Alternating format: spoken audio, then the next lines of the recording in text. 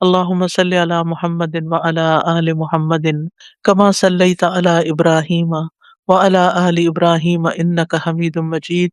اللهم بارك على محمد وعلى آل محمد كما باركت على إبراهيم وعلى آل إبراهيم إنك حميد مجيد. رسول اللہ صلی اللہ علیہ وسلم نے فرمایا، ہر شخص صبح کو اٹھتا ہے تو اپنے نفس کا سودا کرتا ہے، پھر یا تو اسے آزاد کرتا ہے یا اسے ہلاک کر دیتا ہے.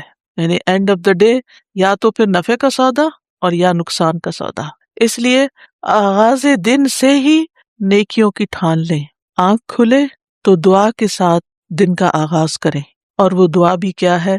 الحمد للہ الذی احیانا بعد ما اماتنا والیہ النشور. سب تعریفیں اللہ ہی کے لیے ہیں جس نے ہمیں مرنے کے بعد زندہ کیا اور اسی کی طرف دوبارہ جانا ہے. نیند گویا کہ ایک موت تھی. اٹھتے ہی اللہ کا شکر ادا کریں، یعنی اپنے دن کا آغاز گریٹیٹیوڈ سے کریں، الحمدللہ. پھر اس کے بعد دن کا آغاز فجر کی نماز سے کریں، اور پھر فجر کی نماز ایک بنیادی پلر ہے. اگر ہم دن کا آغاز ایک صحیح طریقے سے کریں گے تو انشاءاللہ عمارت کبھی نہیں گرے گی. فجر کی نماز پڑھنے والے کے لیے اللہ کا ذمہ ہے. رسول اللہ صلی اللہ علیہ وسلم نے فرمایا، جس نے صبح کی نماز پڑھی وہ شام تک اللہ کے ذمے میں ہے، یعنی اللہ کی حفاظت اور ضمانت میں ہے. اللہ نے اسے دنیا اور آخرت میں امن عطا کیا. فجر کی نماز میں لمبی تلاوت کریں. وقرآن الفجر ان قرآن الفجر کان مشہودا. اور فجر کا قرآن پڑھیے، بے شک فجر کا قرآن ہمیشہ سے حاضر ہونے کا وقت رہا ہے. اس وقت فرشتے حاضر ہوتے ہیں. کم سے کم تو 3 آیات ہوتی ہیں جیسے سورت اخلاص کی، لیکن زیادہ جتنی آپ بڑھا سکیں. رسول اللہ صلی اللہ علیہ وسلم نے فرمایا، کیا تم میں سے کوئی شخص یہ پسند کرتا ہے کہ جب وہ اپنے گھر واپس آئے تو اس میں 3 بڑی فربہ حاملہ اونٹنیاں موجود پائے، یعنی موٹی تازی 3 اونٹنیاں گھر میں کھڑی ہوں؟ ہم نے عرض کی جی ہاں. آپ نے فرمایا، پس 3 آیات جنہیں تم میں سے کوئی شخص اپنی نماز میں پڑھتا ہے، جو شخص اپنی نماز میں پڑھتا ہے وہ اس کے لیے 3 بھاری بھرکم اور موٹی تازی حاملہ اونٹنیوں سے بہتر ہیں. تو اس سے یہ پتہ چلتا ہے کہ وہ قرآن کا حصہ جو ہم اپنی نماز کے اندر پڑھتے ہیں وہ اس سے افضل ہے جو ہم نماز کے باہر پڑھتے ہیں. نبی صلی اللہ علیہ وسلم کسی بھی حالت میں فجر کی سنتیں نہیں چھوڑتے تھے، خواہ صحت مند ہوتے یا مریض ہوتے، سفر میں ہوتے یا مقیم ہوتے. یہ نماز آپ نے کبھی نہیں چھوڑی. اس لیے ان سنتوں کا اہتمام کرنا ضروری ہے. اگر کسی وجہ سے نماز فرض میں تاخیر ہو رہی ہو، آنکھ دیر سے کھلی، تو آپ دوبارہ سورج نکلنے کے بعد پہلے ان سنتوں کی قضا پڑھیں. حضرت عائشہ کہتی ہیں، رسول اللہ صلی اللہ علیہ وسلم نے فجر کی 2 رکعات سے پہلے اور 2 رکعات عصر کے بعد پوشیدہ اور علانیہ دونوں حالتوں میں کبھی ترک نہ فرمائی. یعنی 2 رکعات عصر کے آپ پڑھا کرتے تھے کیونکہ وہ آپ کے لیے خاص تھیں، لیکن فجر کی سنتیں آپ نے کبھی نہیں چھوڑی. فجر کی سنتیں دنیا و ما فیہا سے بہتر ہیں. آپ صلی اللہ علیہ وسلم نے فرمایا، صحیح مسلم کی روایت ہے، فجر سے پہلے کی 2 رکعتیں دنیا اور جو کچھ اس میں ہے اس سے بہتر ہے. آپ سوچئے کہ اگر صرف فجر کی 2 سنتوں کی یہ قدر و قیمت ہے، ان کا یہ مقام ہے کہ دنیا اور جو کچھ دنیا میں ہے سب سے بہتر ہے، تو پھر فرض نماز کا کیا عالم ہوگا اور باقی نمازوں کی کیا قدر و قیمت ہوگی.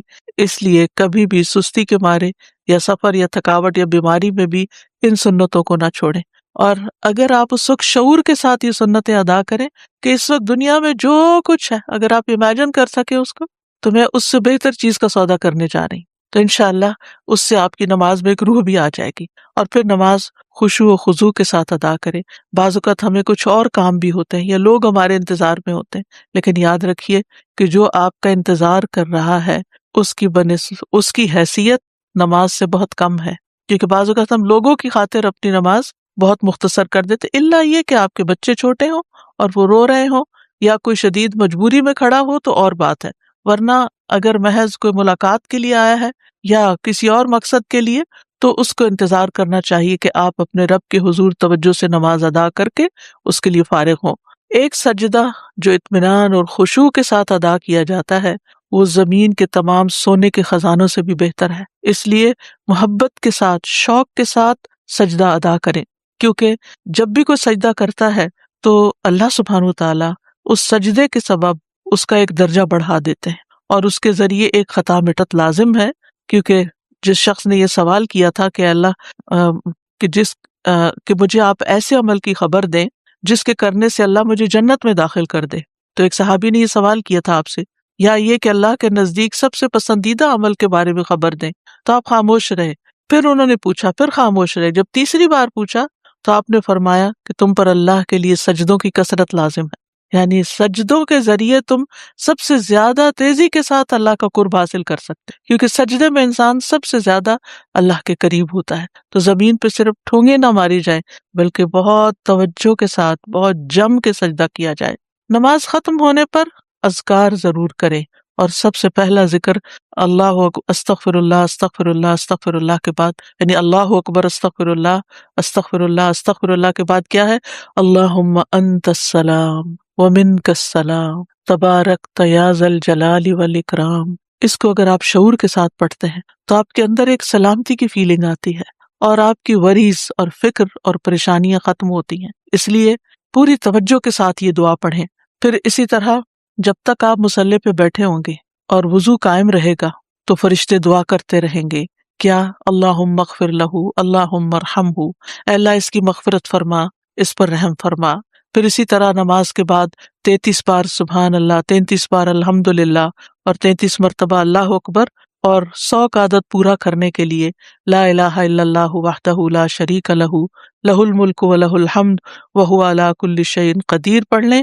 تو اس کے بارے میں فضیلت یہ ہے کہ اس شخص کے سارے گناہ معاف کر دیے جائیں گے، اگرچہ وہ سمندر کی جھاگ برابر ہی کیوں نہ ہو۔ اور اگر 33 بار پڑھنے کا وقت نہیں تو 10 بار ان تسبیحات کو پڑھ لیں، لیکن تسبیحات پڑھے بغیر نہ اٹھیں، اور تسبیحات ہاتھ پہ پڑھیں۔ مثلا 10 بار پڑھنے کے لیے ہر انگلی پر 2 دفعہ سبحان اللہ پڑھ لیں، اگر 10 بار پڑھنا ہے تو 5 انگلیوں پہ 10 بار، بغیر کسی مشابہت کے، یعنی بغیر کسی کنفیوژن کے 10 پورے ہو جائیں گے۔ اور پھر اس وقت میں اپنے صبح شام کے اذکار، کیونکہ صبح شام کے جو اذکار ہیں، صبح کے اذکار خاص طور پر، یہ آپ کے لیے حفاظت کا ذریعہ بھی ہیں، اور یہ اسی وقت حفاظت کا ذریعہ ہے جب آپ ان کو سورج نکلنے سے پہلے پڑھتے ہیں۔ اور اس کے ساتھ ساتھ یہ بھی ہے کہ اگر آپ بیٹھ کے تھک رہے ہیں تو ساتھ ساتھ آپ اسٹریچز بھی کر سکتے ہیں، اپنی گردن کو موڑ سکتے ہیں، اپنے بازوؤں کو، اپنے سانس لے سکتے ہیں بیچ میں، اپنے پاؤں کی ایکسرسائز کر سکتے ہیں، لیکن یہ ہے کہ آپ اس وقت کو اللہ سبحانہ تعالیٰ کے ذکر اور عبادت میں ہی گزاریں۔ اور قرآن مجید کی تلاوت جو ہے یہ ایک بڑا ہی نفع مند کام ہے۔ اپنا مصحف روز کھولیں، یعنی کوئی دن ایسا نہ جائے کہ جس کے شروع میں آپ کا قرآن مجید کا کوئی حصہ نہ ہو، کیونکہ یہ بابرکت کتاب ہے، اور اس کی برکت کی وجہ سے آپ کے دن کے کام بھی آسان ہو جائیں گے۔ تو ان الذین یتلون کتاب اللہ واقاموا الصلاۃ وانفقوا مما رزقناہم سرا وعلانیۃ یرجون تجارۃ لن تبور لیوفیہم اجورہم ویزیدہم من فضلہ انہ غفور شکور۔ سورۃ فاطر کی ان آیات میں اللہ تعالیٰ فرماتے ہیں، بے شک جو لوگ اللہ کی کتاب کی تلاوت کرتے ہیں اور انہوں نے نماز قائم کی، اور جو کچھ ہم نے انہیں دیا اس میں سے انہوں نے پوشیدہ اور ظاہر خرچ کیا، وہ ایسی تجارت کی امید رکھتے ہیں جو کبھی برباد نہ ہو، جس میں نقصان ہے ہی نہیں، تاکہ وہ انہیں ان کے اجر پورے دے اور اپنے فضل سے انہیں زیادہ بھی دے، یعنی صرف اتنا نہیں ملے گا جو انہوں نے کیا، زیادہ بھی ملے گا، بلا شبہ وہ بے حد بخشنے والا نہایت قدردان ہے۔ اور پھر قرآن مجید کی تلاوت دن بھر آپ کو غموں سے آزاد رکھے گی، کیونکہ جب دل میں غم بیٹھ جاتے ہیں تو یہ اس بات کی طرف اشارہ ہوتا ہے کہ آپ کے دل کو مزید قرآن کی غذا کی ضرورت ہے۔ اور قرآن مجید کو اپنے ہمیشہ قریب رکھا کریں، یعنی آپ کی ہاتھ کی ریچ میں ہو، آپ کے بیڈ سائڈ ٹیبل پر ہو، یا ڈرار میں ہو، یا ساتھ ہی کوئی شیلف ہو اس میں ہو، یعنی سراہنے کے پاس ہو، کیونکہ جب بھی آپ کو وقت ملے یا تھوڑی دیر کے لیے بھی آپ ریلیکس ہو تو آپ کچھ نہ کچھ کھول کے پھر پڑھ سکتے ہیں۔ اور اب تو الحمدللہ موبائلز کے اندر بھی قرآن مجید موجود ہے، ایون آپ لیٹ کے بھی اگر آپ اس کو دیکھنا چاہیں تو دیکھ سکتے ہیں۔ اور یہ اس اعتبار سے بھی سراہنے کی بات میں کر رہی ہوں کیونکہ جب انسان کو دفن کر دیا جاتا ہے قبر میں تو فرشتہ اس کے سر کی طرف سے عذاب دینے کے لیے آتا ہے، تو تلاوت قرآن اس کو دور کر دیتی ہے، اور جب فرشتہ سامنے سے آتا ہے تو صدقہ اس کو دھکیل دیتا ہے، اور جب پاؤں کی طرف سے آتا ہے تو مساجد کی طرف چل کے جانا اس کو دور کر دیتا ہے۔ تو کتنا ضروری ہے کہ ہم ان نیک اعمال کو روزانہ کی بیس پہ کرتے رہیں، تاکہ مرنے کے بعد جب ہم اپنی قبر میں ہوں تو پرسکون ہوں۔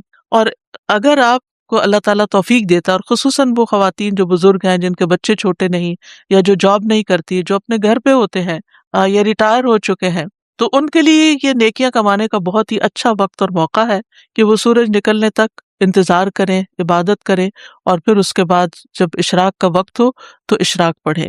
اور اس کے بارے میں رسول اللہ صلی اللہ علیہ وسلم نے فرمایا، تمہارا رب فرماتا ہے، یہ حدیث قدسی ہے، اے ابن آدم، کیا تم اس بات سے عاجز آ گئے ہو کہ تم دن کے ابتدائی حصے میں 4 رکعتیں پڑھو؟ میں ان کے بدلے میں تمہارے دن کے آخر تک تمہیں کفایت کروں گا، یعنی تمہارے سارے کام بنا دوں گا۔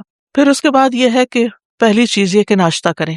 ناشتہ کریں، اگرچہ آپ کا دل نہ بھی چاہے، لیکن کچھ دن اگر آپ زبردستی کچھ کریں گے تو پھر عادت بھی ہو جائے گی، کیونکہ روحانی ترقی ہو نہیں سکتی جب تک انسان کی صحت درست نہ ہو، جسمانی طور پر مضبوط نہ ہو۔ اگر آپ کو گھر سے فوراً نکلنا ہوتا ہے اور آپ کا زیادہ وقت عبادت میں گزر گیا ہے تو آپ اپنے ساتھ کھجور بھی رکھ سکتے ہیں، یعنی اگر آپ کو شدید مصروفیت ہے اور وقت کم ہے تو کھجور کا ناشتہ کر سکتے ہیں۔ نبی صلی اللہ علیہ وسلم کی سنت بھی ہے، آپ نے فرمایا بالائی علاقے کی اجوا کھجور کا نہار منہ استعمال کرنا ہر قسم کے جادو اور زہر سے شفا ہے۔ پھر دودھ بہترین غذا ہے، اور ان چیزوں کو بھی عبادت سمجھ کے کریں۔ رسول اللہ صلی اللہ علیہ وسلم کے پاس دودھ لایا گیا تو آپ نے اسے پیا، پھر رسول اللہ صلی اللہ علیہ وسلم نے فرمایا بے شک دودھ کے علاوہ کوئی چیز ایسی نہیں جو کھانے اور پینے دونوں سے کفایت کر دے، یعنی اگر آپ کچھ کھا نہیں پی سکے اور 1 کپ دودھ پی لیتے ہیں تو آپ کا کھانا اور پینا دونوں ہو گئے۔ ابن عباس کہتے ہیں کہ رسول اللہ صلی اللہ علیہ وسلم نے فرمایا جس کو اللہ کھانا کھلائے اسے چاہیے کہ وہ یوں کہے اللہم بارک لنا فیہ ورزقنا خیرا منہ، اے اللہ تو ہمارے لیے اس میں برکت عطا کر اور ہمیں اس سے بہتر رزق عطا کر۔ تو آپ دیکھیے ہر روز اگر یہی انسان پڑھے تو کتنی بھلائی ہوگی۔ اور جسے اللہ دودھ پلائے تو یوں کہے اللہم بارک لنا فیہ وزدنا منہ، یہ نہیں کہا خیرا منہ، کیونکہ دودھ سے بہتر کوئی چیز نہیں۔ اے اللہ تو ہمارے لیے اس میں برکت عطا فرما اور ہمیں اس سے زیادہ دے، یعنی مزید دودھ عطا فرما۔ اور پھر یہ کہ آپ اپنے دن کے کام کاج شروع کریں اور صبح صبح یہ نیت کریں اور اپنے منہ سے دہرایا بھی کریں کہ حیاتی کلھا للہ، میری ساری زندگی اللہ کے لیے، میرا سارے دن کے کام اللہ ہی کی خاطر ہے۔ قل ان صلاتی و نسکی و محیای و مماتی للہ رب العالمین، کہہ دیجئے بے شک میری نماز، میری قربانی، میری زندگی، میری موت اللہ کے لیے ہے جو جہانوں کا رب ہے۔ تو جب آپ نیت کر لیں گے ایک دفعہ کہ میرے آج دن کے سارے کام اللہ کی خاطر، تو پورا دن ہی آپ کا انشاءاللہ عبادت میں گزرے گا۔ پھر یہ ہے کہ ہر روز اپنے لیے علم نافع میں اضافہ کریں، رب زدنی علما، یہ اپنی دعاؤں میں شامل کر لیں۔ رسول اللہ صلی اللہ علیہ وسلم نے فرمایا جو شخص صبح کے وقت اس لیے مسجد کی طرف نکلا کہ بھلائی سیکھے یا سکھائے تو اس کے لیے پورا حج ادا کرنے والے کے مثل اجر ہے۔ یعنی ہر روز اگر انسان اپنے گھر سے نکلتا ہے علم حاصل کرنے کے لیے تو حج کے برابر اس کو ثواب ملتا ہے۔ کوشش کریں کہ نیکی کے ہر کام میں حصہ ڈالیں۔ ابو ہریرہ کہتے ہیں رسول اللہ صلی اللہ علیہ وسلم نے فرمایا آج تم میں، یعنی دن بھر کے کرنے کے کام ہے نا، اسی مناسبت سے یہ حدیث سنا رہی ہوں، آپ نے فرمایا آج تم میں سے کس نے روزے کی حالت میں صبح کی؟ ابو بکر رضی اللہ عنہ نے فرمایا میں نے، عرض کیا میں نے۔ آپ نے فرمایا آج تم میں سے کس نے مریض کی عادت کی؟ ابو بکر رضی اللہ عنہ نے کہا میں نے۔ آپ نے فرمایا تم میں سے کس نے جنازے میں شرکت کی؟ ابو بکر رضی اللہ عنہ نے کہا میں نے۔ آپ نے پوچھا کس نے مسکین کو کھانا کھلایا آج؟ حضرت ابو بکر نے کہا میں نے۔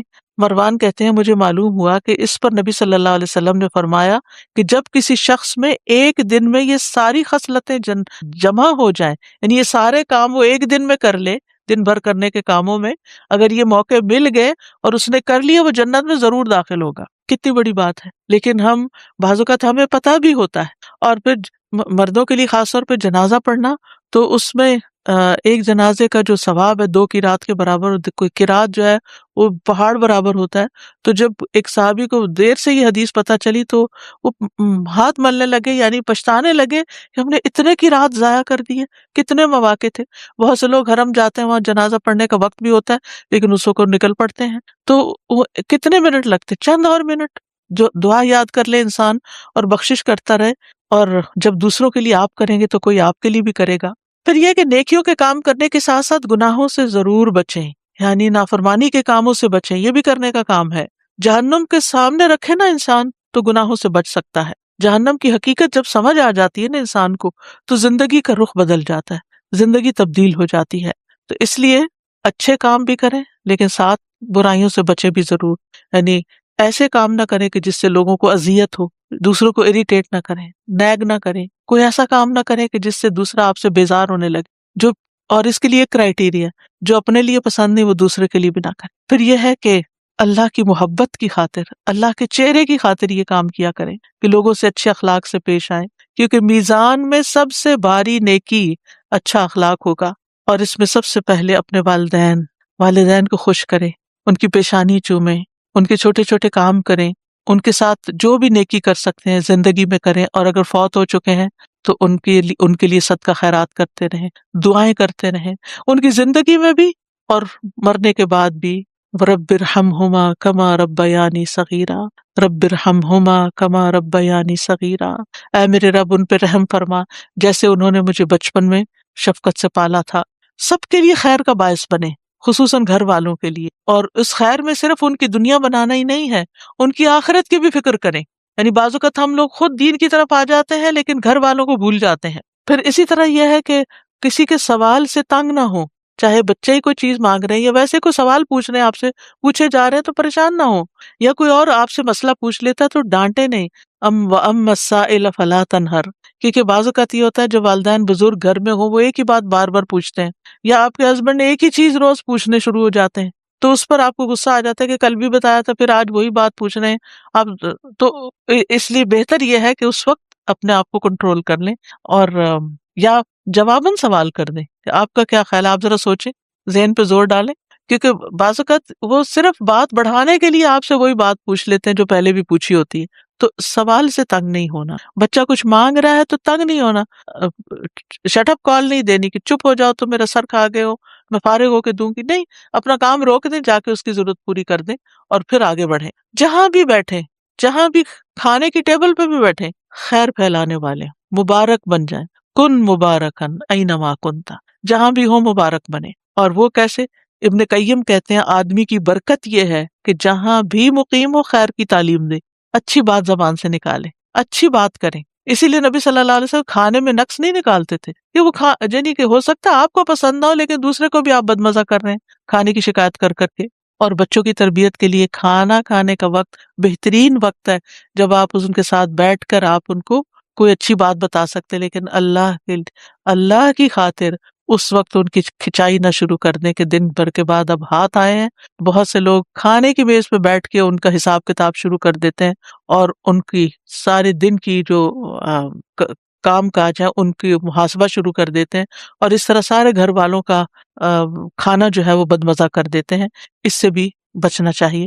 پھر پڑوسیوں کی خبر گیری کریں، ان کے کھانے پینے کا خیال رکھنا۔ نبی صلی اللہ علیہ وسلم نے فرمایا، اے ابو ذر، جب تم سالن پکاؤ تو شوربہ زیادہ کر لو، پڑوسی کی خبر گیری کرو۔ یعنی کسی بھی طرح اپنے اپنے کلچر کے مطابق آپ پڑوسی کا، اپنے دوستوں کا خیال رکھ سکتے ہیں۔ مریض کی عیادت اگر جا نہ سکیں، جیسے کووڈ پیشنٹس کا آپ وزٹ نہیں کر سکتے، فون پر عیادت کر لیں، میسج کر لیں، کیونکہ یہ بھی نیکی کے کاموں میں سے ایک ہے، اور آج کل یہ نیکی کمانے کا بہت موقع ہے۔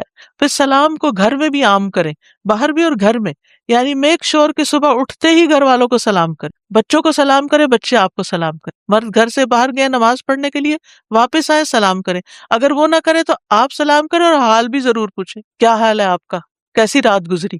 بس اتنا سا جملہ ان کا دل بڑھا دے گا، اس سے محبتوں میں اضافہ ہوتا ہے، اور سلام کرنا بخشش کا باعث ہے۔